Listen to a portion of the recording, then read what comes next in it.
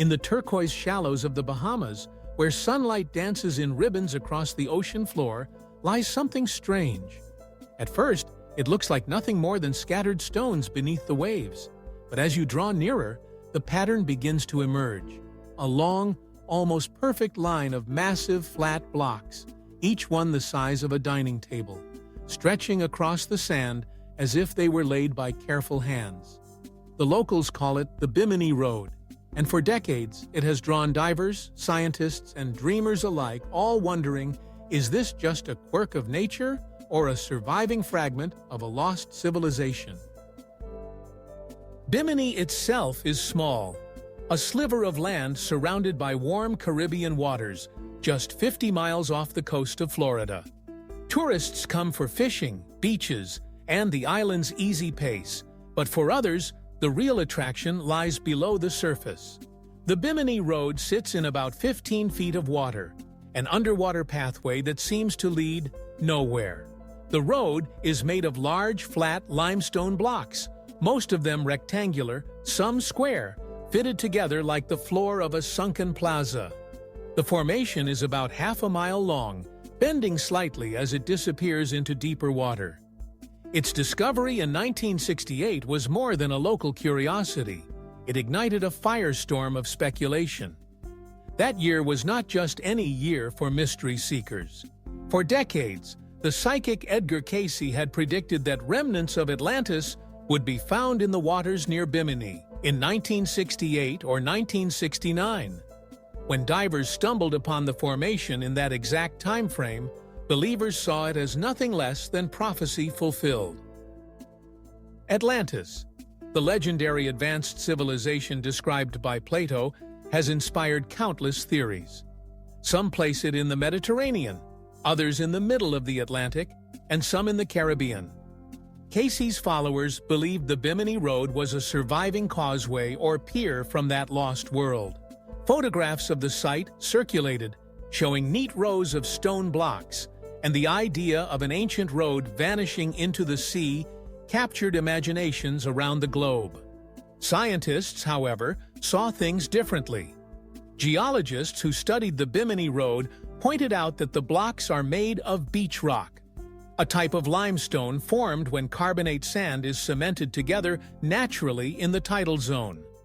Over time, this rock can crack into straight-edged slabs due to natural stress fractures and erosion, creating patterns that look suspiciously man-made. They argued that the formation is simply a product of geology, not the handiwork of a vanished people. But there's more to the mystery than neat rectangles.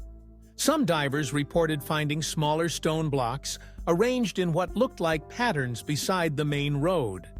Others described sections where the blocks seemed to be stacked, as if forming the base of a wall. A few claimed to have seen tool marks on the stones themselves. None of this has been definitively proven, but the eyewitness accounts keep the legend alive. Adding to the intrigue, sonar surveys have revealed other submerged features in the waters around Bimini. Low mounds, circular formations, and oddly aligned stones buried under layers of sand. Are these just more geological quirks, or are they remnants of something that once stood above the waves? The Caribbean was not always as it is today. During the last ice age, sea levels were hundreds of feet lower. Vast stretches of what is now ocean were dry land, connecting islands and creating coastal plains that no longer exist. If a civilization had lived here thousands of years ago, much of its territory would now be underwater. This simple fact fuels the possibility that Bimini Road might be a remnant of some forgotten coastal structure, perhaps a breakwater, a wharf, or the foundation of a ceremonial site. Those who tie the Bimini Road to Atlantis point to more than just Cayce's prediction. They note that the Bahamas sit near the edge of the submerged Bahama Bank, a massive plateau that could have been habitable land before the seas rose.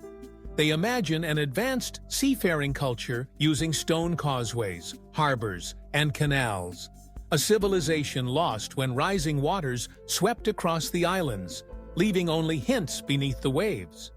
Still, Skepticism runs deep.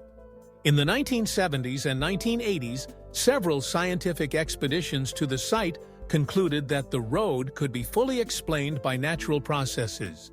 The uniformity of the blocks, they said, was less precise than it appeared in photographs, and the spacing was irregular.